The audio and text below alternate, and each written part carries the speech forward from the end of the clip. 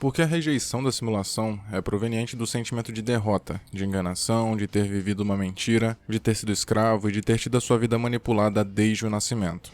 É claro que nós, como espectadores, podemos extrapolar isso para a nossa realidade, relacionando com a hierarquia, governos, disciplina, convenções e todo tipo de instituição social a que estamos submetidos em nossa sociedade, que também formam uma espécie de sistema de controle. Mas a diferença é que isso já é propositalmente representado nas máquinas e na maneira como elas dominam a gente, no universo dos filmes. Portanto, os habitantes de Zion são pessoas que estavam sob o controle do inimigo, mas que acham que se libertaram. E se já estão livres no mundo real, que é o objetivo maior de indivíduos questionadores, por que reclamar? Mesmo diante de outro sistema de controle, eles pensam que por este, ser formado por seus semelhantes, não existe motivo para a revolta no curto prazo. Além do mais, o sentimento que certos indivíduos sentem de insatisfação com a própria realidade no nosso mundo real, na franquia Matrix, significa que inconscientemente eles sabem que tem algo de errado, só que por não terem uma comprovação, uma forma de terem certeza disso, eles precisam continuar vivendo como se tudo estivesse normal. Mas quando descobrem que suas suspeitas estavam certas, é quase impossível ignorar a revolta por ter vivido uma ilusão a vida inteira. Então, diante disso, é extremamente fácil aceitar uma sociedade organizada com regras e normas como Zion, porque pelo menos tem-se a consciência de que não está mais sendo controlado sem saber, considerando que as pessoas de Zion nem imaginam que a cidade é outro sistema de controle das máquinas. O falso sentimento de ter se libertado é tão recompensador que faz com que esses indivíduos não se preocupem com outros possíveis problemas. Talvez com o tempo, surjam alguns cidadãos que se revoltam com o sistema de Zion, mas deve ser bem esporádico, e pressupondo que a cada 100 anos mais ou menos, as máquinas destroem a última cidade dos humanos e que constantemente estão preocupados com um possível ataque massivo, não existe muito tempo para guerras civis.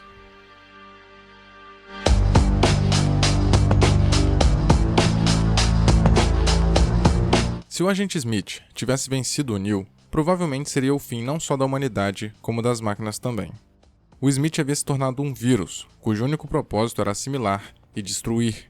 Ele não conseguia pensar e nem agir além disso. É como se esse fosse um único impulso, que ele não podia e nem conseguia evitar. Então, caso não tivesse sido aniquilado de uma vez por todas, ele conseguiria corromper por completo a simulação, e como já tinha noção de como acessar o mundo real, como fez com Bane, ele iria tomar conta das máquinas no mundo real, inclusive do próprio Deus Ex Machina. E como um software, e não só isso, um vírus, seria praticamente impossível para as inteligências artificiais se livrarem dele, porque além de se multiplicar numa velocidade absurda, ele controlava por completo suas vítimas em um nível extremamente profundo, sem chance delas retomarem a consciência. Assimilando todas as pessoas da simulação, o ex-agente se asseguraria de que elas não voltariam à superfície de suas mentes e, a longo prazo, a extinção da humanidade seria uma realidade, até porque ele já expressou todo o seu ódio pela nossa espécie. E controlando as máquinas, é possível que ele também as levasse à destruição com o tempo, supondo que Smith não podia mudar sua programação para controlar o mundo e viver solitário pela eternidade, apenas com cópias de si mesmo por toda parte. Tudo indica que o vírus Smith iria consumir tudo o que estivesse ao seu alcance até não ter mais nada para assimilar. Nesse ponto, provavelmente ele se autodestruiria, porque seria a única opção que restou.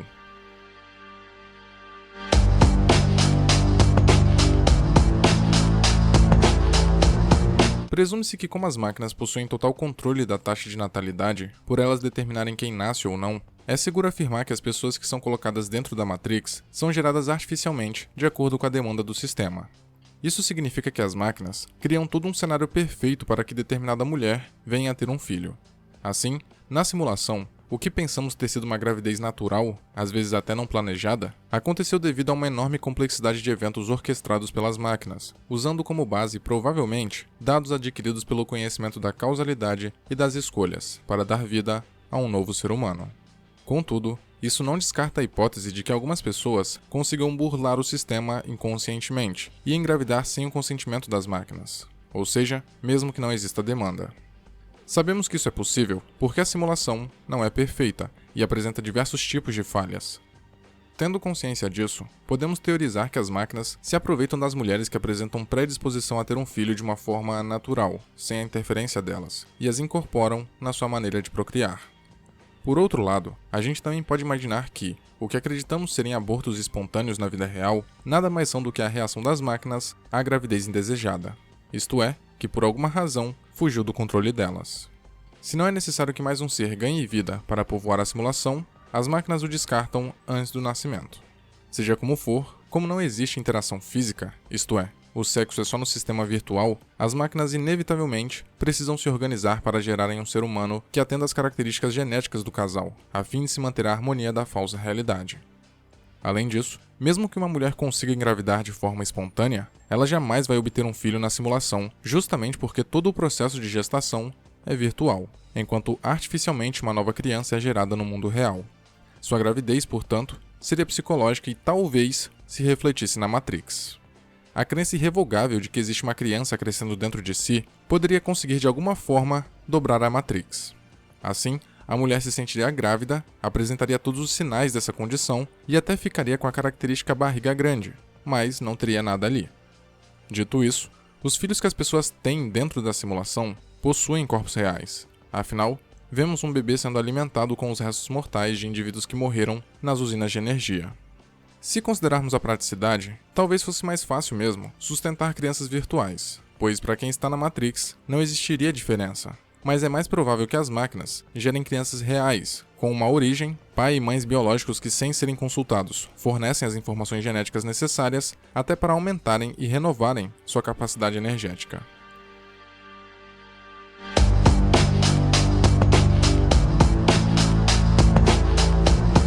Porque sempre que os agentes possuíram alguma pessoa na franquia Matrix, tirando o agente Smith depois que se tornou um vírus, foi para se aproximar do seu alvo, a fim de capturá-lo ou persegui-lo. Ou seja, era um modo prático de se chegar perto de um sujeito rapidamente, não a maneira em si de pegá-lo. Até porque eles tinham habilidades aumentadas e aprimoradas. Tudo o que eles precisavam era estar próximo, porque sozinhos já dariam conta de resolver o problema. Contudo, supondo que eles poderiam, porventura, possuir alguém quando bem entendesse, mesmo que isso nunca tenha acontecido na franquia, nesse momento do filme e da vida do Thomas Anderson, os agentes não desconfiavam de que ele viria a ser uma ameaça e muito menos que ele era o escolhido. Lembrando que os agentes não conhecem esse conceito e muito menos que ele é fruto das próprias máquinas. Pelo que foi estabelecido, os agentes normais não saem possuindo pessoas aleatórias por mero capricho ou só porque podem.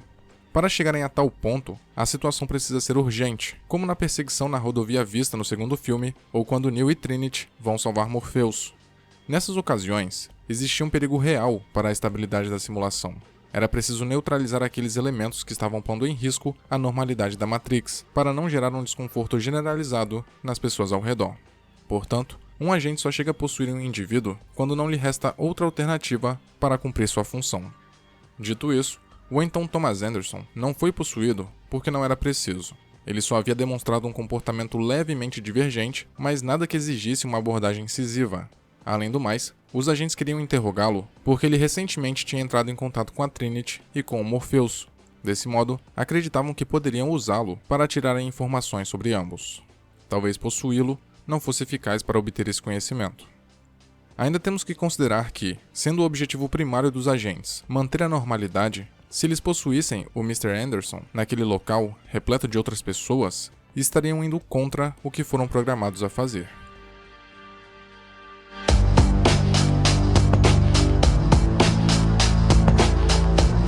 Considerando o que o conselheiro Hammond disse na conversa com o Neo e o que vemos nesse momento, existe todo um tipo de mecanismo e estrutura que comporta a vida em Zion. Os habitantes da cidade utilizam máquinas que, de alguma forma, produzem oxigênio, provavelmente com árvores e vegetação, que eles descobriram uma maneira de criarem utilizando o calor do núcleo da Terra e com iluminação artificial, mantendo o ar limpo e o ambiente habitável através de um sistema controlado e simulado de atmosfera. A verdadeira questão é como eles conseguiram todo esse aparato tecnológico capaz de sustentar o modo de vida deles. É lógico que o desespero para sobreviver a qualquer custo não só faz o público aceitar com mais facilidade este feito, como cria uma urgência para direcionar todo o alcance tecnológico possível para a estrutura responsável por fazer a manutenção da vida na cidade. Mas levando em conta que esses indivíduos saíram da simulação completamente nus e literalmente sem nenhum pertence, além de provavelmente terem sido perseguidos por sentinelas, só nos resta imaginar que, de alguma forma, eles conseguiram coletar restos de máquinas e, com o tempo, foram aprimorando suas habilidades para construírem gradativamente mecanismos cada vez mais complexos, até chegarem no ponto que vemos nos filmes. Uma organização completa, tanto de estrutura quanto de sociedade. Tendo em mente que a humanidade, em determinado momento, conseguiu criar inteligência artificial, significa que ela atingiu um certo nível de conhecimento e avanço tecnológico bem alto. Porém, as pessoas que estavam na simulação, teoricamente não deveriam saber disso após terem saído da Matrix, porque não teria como.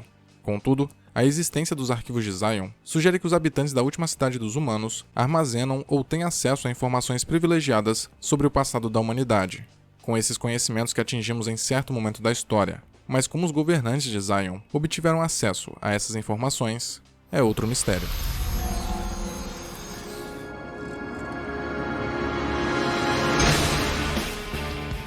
Senhoras e senhores, esse foi o vídeo. Eu espero que vocês tenham gostado e curtido.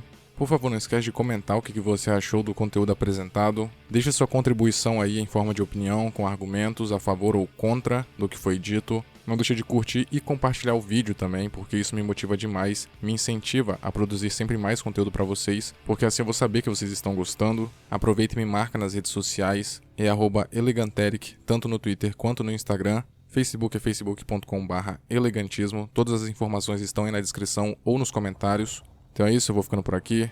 Valeu, falou, abraço e até logo.